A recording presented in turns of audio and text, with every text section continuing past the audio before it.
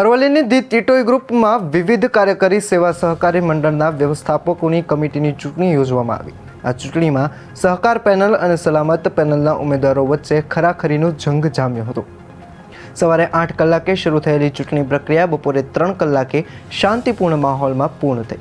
ચૂંટણી પ્રક્રિયા દરમિયાન 509 મતોમાંથી 483 મતોનું મતદાન થયું હતું। આ ચૂંટણીમાં સહકાર પેનલના તમામ ઉમેદવારોની જંગી બહુમતીથી વિજય થતા મતદાન મથકો પર ઉમેદવારો તથા સભાસદો મોટી સંખ્યામાં ઉપસ્થિત રહ્યા હતા।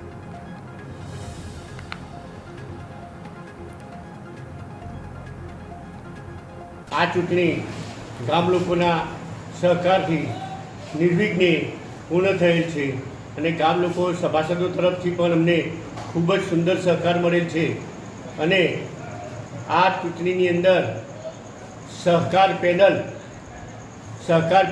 જેનું નિશાન હતું ઉગતો સૂરજ એ તમામ આખી પેનલનો વિજય થયો છે।